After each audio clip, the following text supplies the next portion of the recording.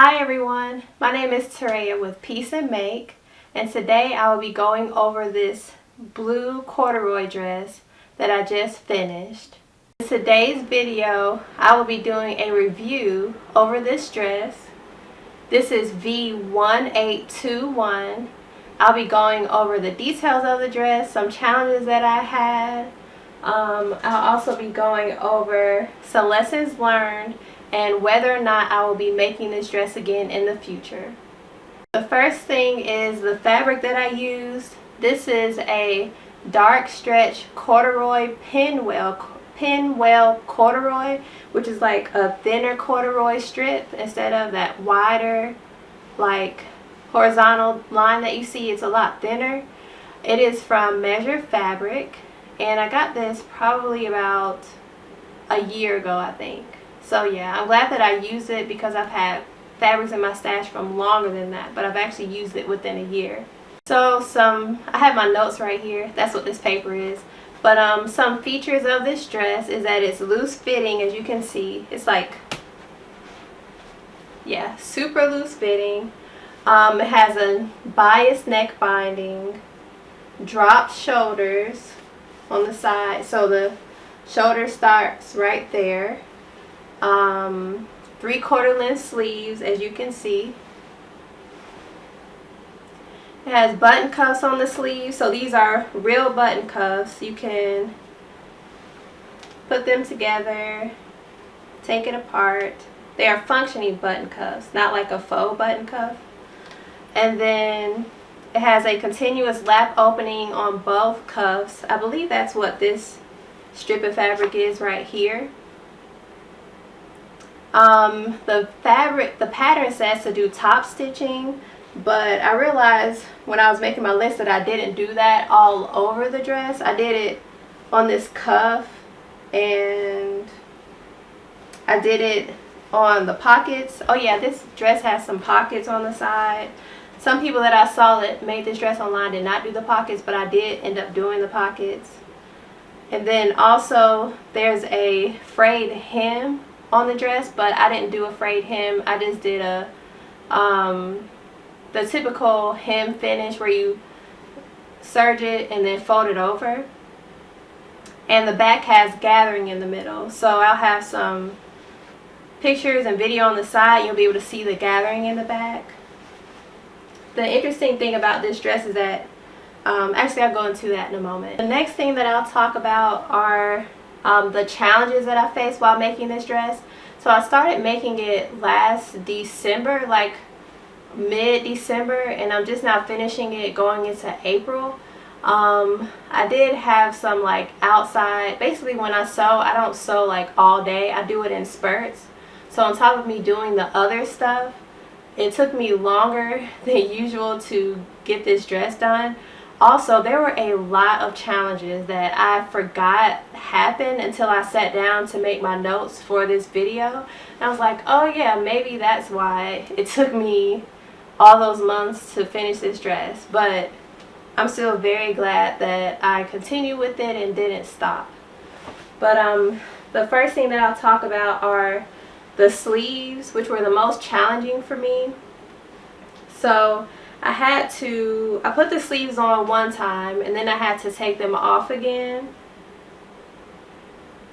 And the reason why is because this cuff part, or this lapped opening cuff, it was too short. Like the pattern instructions had it shorter than, like once I sewed it all around, it stopped too short. And so I took the sleeve back off the dress, off the bodice or the main part of the dress, and I made this little cuff part longer, and then I stitched it around again, and then I cut off the end. So what I'm going to do for the future when I'm making button-ups and also shirts with like a lap cuff, I'm just going to make this cuff part longer, because I think even when I made like my button-up shirt, I think that part was too short as well. So I don't know what I'm doing differently than the instructions, but I just need to give myself some more wiggle room so that I don't have to keep starting over. So yeah, I deconstructed the sleeve, and then I placed it back together. That took some time. Oh yeah, the other thing with the sleeve that I did, that's probably the reason why I took the sleeve back off.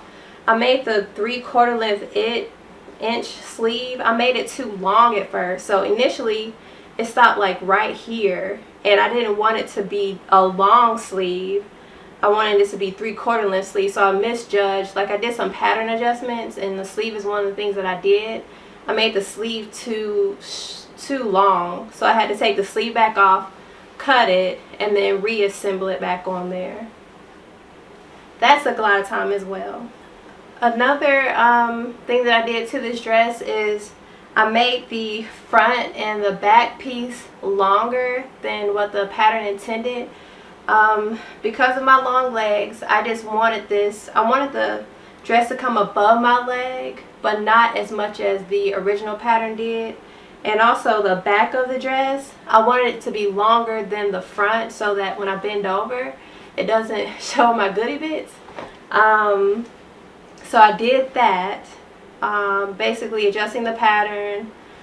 But the issue with this dress is that it's not symmetrical, I guess. Like, the front is just like this interesting kind of shape, and then the back is even wider than the front in this shape.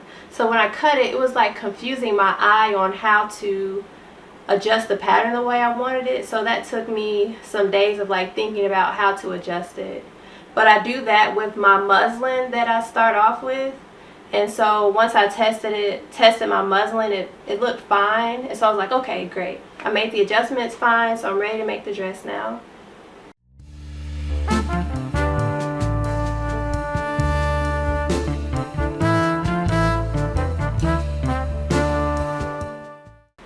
The next thing that I did is I'm going to turn this in. I don't know if you can see it from back there, but you see this green strip of fabric. That is the bias cut neckline, and I was supposed to do it out of the same fabric, but it was going to cut right, this little thin strip was going to cut right through the middle of the rest of my good fabric. And so I was like, I do not want to cut into my good fabric because I have enough to make some shorts out of it, or even like a cool vest if I want to. I just know I can make like another garment out of it, and I love this fabric so much. So one of my friends had the suggestion to use another fabric, and so I ended up using this cotton fabric to just make a strip out of the middle, and then I hand sewed the bias cut down. Another thing with this dress, why it took so long, I did a lot of hand sewing. But that's one of the first places that I did hand sewing on this dress. Going back to the sleeves, on some of the inside of my cuff, I didn't catch the inside of the cuff, so I had to go back. I haven't did that yet. I was so excited to wear this dress. I was just like, I'll do that later. But I had to go back in and hand stitch the inside. Like, the outside caught right here, but the inside has some pieces that are just kind of like hanging out or hanging there.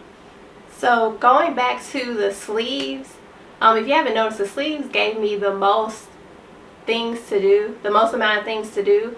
I think that the way I have the sleeves now, I really think it's on the wrong side.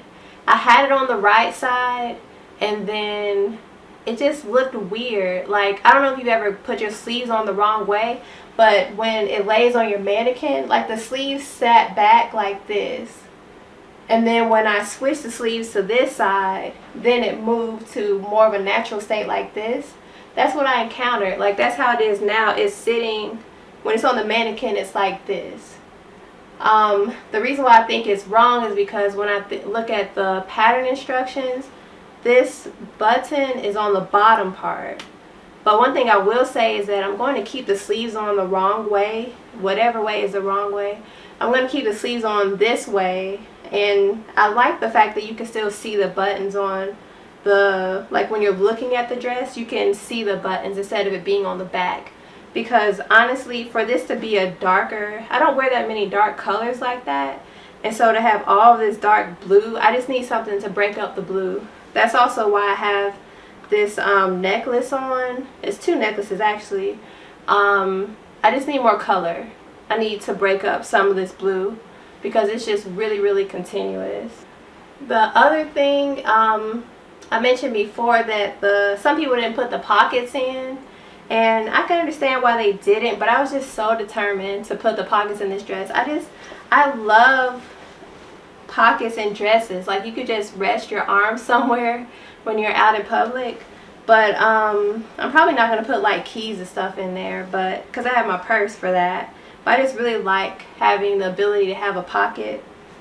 And so there's like the way the front of the dress goes, it, like I said, it has that like angle. And so when you put the pockets in, it's not like in the seam pocket. I don't know what it's called. I mean, it is, but it's constructed, it just didn't lay right, is what I'm trying to say. When I put the pockets in, they didn't lay down like normal, and so I had to go in and do some hand stitching for the inside of the pocket so that I can make them lay down. And then one of my pockets, like you have the front part of the pocket and the back, like one of them, like it's so uneven, and I don't know why my pockets are like funny like that. So one of the pockets worked out really nicely, and the other one just gave me all this problem. So I just played around with it and then got it to lay down better so that when you look at the dress, it doesn't look all weird. The other thing that happened, which is kind of funny but not really, so my serger stopped working, which meant that I couldn't serge my seams, I couldn't serge my hem. Because I was making so many adjustments to this pattern, I didn't serge for each seam. Typically what you're supposed to do is you sew a seam together and then you serge it. Sew a seam together and then you serge it. When I have a pattern like this that I know I'm making a lot of adjustments to, I don't do a lot of the serging until towards the end, which is what I ended up doing with this. So when I went in to serge my hem, I was working on another project and I broke my serger, which meant that I couldn't finish this hem. And so after asking my sewing friends online, I actually was able to fix it. I have the video of it in my shorts when I was like super excited that I finished it. Because when I fixed it, because I thought I was going to have to take it to the shop to get it fixed, the sewing machine shop where they will repair it, and the price of that would have been like upwards of more than $100 and something.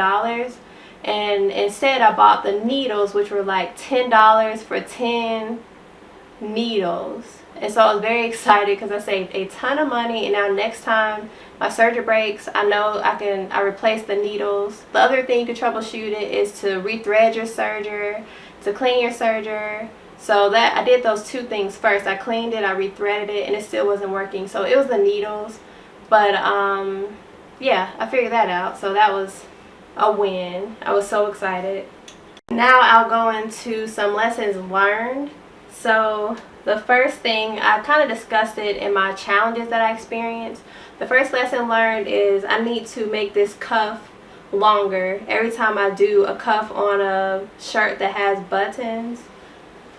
And then the next thing is for a bias cut, next time I need to do one on a neckline, I want to do it out of a fabric that I don't mind cutting into, not like my good fabric.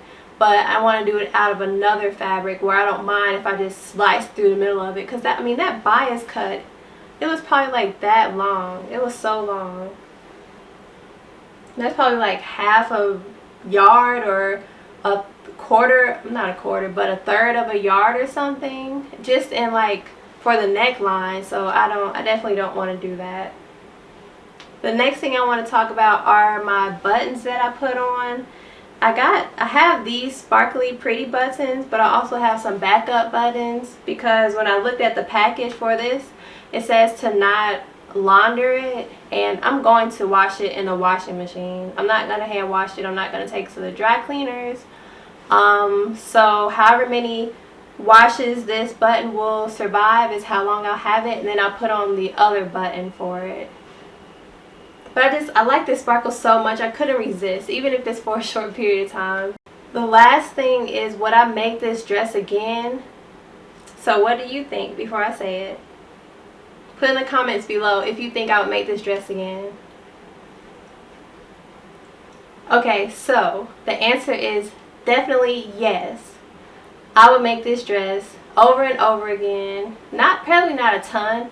Also, I don't want to make it out of this corduroy fabric again. I would make it out of something else. I don't know what else, but when I come across the fabric, I will have the idea in my brain to make another one out of that. I may do it out of like a heavier weight cotton. Maybe not quilting cotton. I may try that. It would be kind of cool, actually. Yeah, I might do a quilting cotton or something a little bit more dense than that, like a mid-weight fabric. But yeah, I would definitely make this again. I think because I've gone through the trials and tribulations of this the first time, the next time I already have the pattern adjusted and everything, it won't take this long.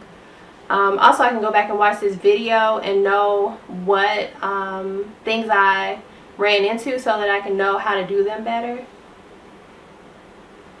So yeah, I would definitely do this again. Hope you enjoyed this review of the pattern that I just finished, which is V1821. Also, I want to say thank you all so much for the continued subscribers, helping me to build my channel. I want to make some really great content for you all just to get into the, I guess, the geekier side of sewing. I know that some sewing channels have, it's like, look at what I made. I made these 5 things in a month. And I would love to sew that fast, y'all. Like, I really used to stress about the fact that I don't sew that fast. But I don't, and that's fine. But one thing that I do like, I like to go into the details of the sewing process. So that's what I'm also going to emphasize on this channel. And when I finally finish something, I'm going to show it to you all. Also, you can go over to, so all that to say, please subscribe to this channel. Press your notification bell so that you can see. Please like this video. I keep hearing people say that, and so I need to remember to tell you all that. Please like this video. Also, you can head over to my Instagram, which is @peaceandmake on Instagram as well. And on my Instagram, I have pictures that I took like outside in this really beautiful scenic, like by a lake. I took some cool pictures in this dress, so go over there and check that out. Show me some love over there. And also, you can follow me on Instagram for any more details on this dress and other projects I have going on, because some of my content over there is different than what I have on YouTube. But yeah, thank you all so much. Thank you. Bye.